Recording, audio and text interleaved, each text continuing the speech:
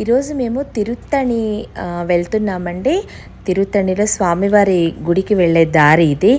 6 సుబ్రహ్మణ్య క్షేత్రాలైన తిరుపరకుండ్రం, తిరుచెందూర్, పళని, స్వామిమలై, తిరుత్తణి, పలముడిచోళై 6 సుబ్రహ్మణ్య తలలుగా చెప్పుకొనే ఈ క్షేత్రాలలో ఒకటైన తిరుత్తణికి మేము ఈరోజు వెళ్తున్నామండి. శూరపద్ముని సంహారం తర్వాత స్వామివారు ఇక్కడ కొలువైన చోటుగా చెప్తారు. దీనికి శాంతిపురం అని పేరు, అందుకే దీనిని శాంతిపురం అని కూడా పిలుస్తారన్నమాట. స్వామివారు ఇక్కడే సేద తీరారు. వల్లీదేవిని ఇక్కడే వివాహం చేసుకుని స్వామి నివాసం ఉన్నారన్నమాట.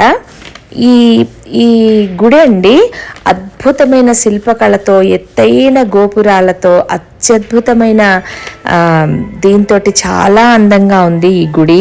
సముద్ర మట్టానికి 700 అడుగుల ఎత్తులో ఏకశిలతో అందమైన ఈ సుబ్రహ్మణ్యేశ్వర స్వామి గుడిని నిర్మించారు.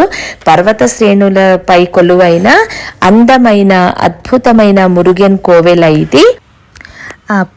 13 కిలోమీటర్లు అరకోణం నుంచి ఉంటుందండి, మరియు 84 కిలోమీటర్లు చెన్నై నుంచి ఉంటుందన్నమాట. 365 మెట్లు ఉంటాయి. మేము వెళ్ళడం అయితే మేము హైదరాబాద్ నుంచి అరకోణంలో దిగి అక్కడ రైల్వే రిటైరింగ్ రూమ్ తీసుకొని అక్కడ నుంచి మేము తిరుత్తణి వెళ్ళాము. తిరుత్తణి రైల్వే స్టేషన్ నుంచి మనకి టెంపుల్కి జస్ట్ 100 రూపీస్ తీసుకున్నారు, అంతేనండి. ఈ దర్శనానికి కేవలం 2-3 అవర్స్లో అయిపోతుందండి. ఒకవేళ గనక మీరు ఏదైనా పర్వదినాలలో అయితే చాలా టైం పడుతుంది. ఇవి timings 6:30 to 12 and evening 4 to 9 వరకు ఉంటుంది. శూరపద్ముని సోదరుడైన తారకాసురునిచే బలవంతంగా శంకుచక్రాలను విష్ణుమూర్తి నుంచి లాగేసుకోగా ఇదే ప్రదేశంలో తిరిగి పొందిన ప్రదేశం కూడా చెప్తారు. స్పెషల్ దర్శనం వచ్చేసి 100 రూపీస్ ఉంటుందండి. మీరు ఆ స్పెషల్ దర్శనం కూడా తీసుకోవచ్చు. ఒకవేళ రష్ లేకపోతే చాలా ఈజీ దర్శనం అయిపోతుంది. వీడు అంటే ఇల్లు లేదా నివాసం అని తమిళంలో అర్థం కదా. కోవెల అంటే గుడి. ప్రత్యక్ష నివాస స్థలాలైన సుబ్రహ్మణ్య 6 క్షేత్రాలని అరుపడై వీడు అని అంటారు.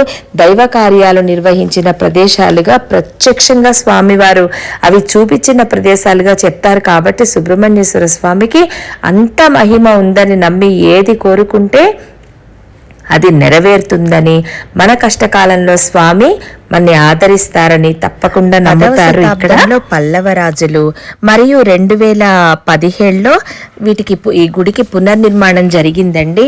ఎంత విశాలమైన ప్రాంగణంలో ఉందంటే ఈ గుడి చాలా అద్భుతంగా ఉంది.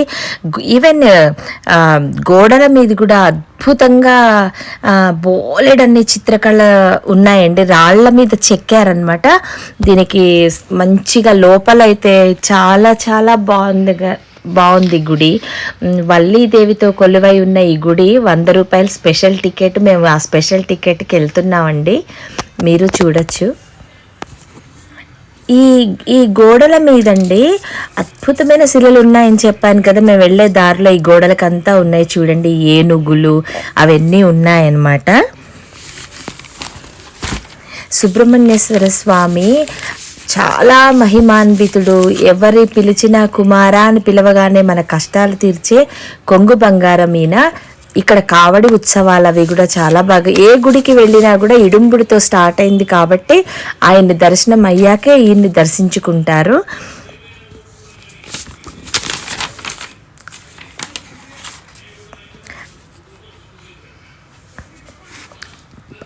మన శివుడిని పంచాననుడు అని పిలుస్తారు కదండి.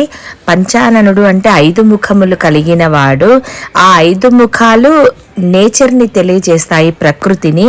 ఇవి భూమి, నీరు, అగ్ని, గాలి, ఆకాశం వీటిని తెలియజేస్తాయి. వీటితో పాటు శక్తిని కూడా కలిగి ఉన్నవాడు సుబ్రహ్మణ్యుడు. ఇదిగోండి ఇక్కడ కూడా కావడి ఉత్సవాలు జరుగుతాయి. చాలా పెద్ద గోపురం అండి, చాలా శిల్పకళతో చాలా అందంగా ఉంది గుడి. ఎక్కడ వెళ్ళినా సుబ్రహ్మణ్య క్షేత్రాలలో కావడి తీసుకుని వెళ్తారు. ఇడుంబుడి కథ మీకు తెలుసు కదా. పళనిలో స్వామిని చూసి పర్వతాలను తీసుకొచ్చి, అది మీకు పళని దాంట్లో నేను మీకు చెప్పాను. మేము 6 సుబ్రహ్మణ్య క్షేత్రాలలో తిరుత్తణిలో ఉన్నాం కాబట్టి ఈరోజు తిరుత్తణి గురించి నేను మీకు చూపిస్తున్నాను. ఇవ్వండి, మా ముందు అసలు చాలా బాగుందండి. లోపల అయితే కళ్యాణం జరుగుతుంది. మేము వెళ్ళేసరికి ఆ అద్భుతాన్ని మేము కూడా చూడడం జరిగిందండి.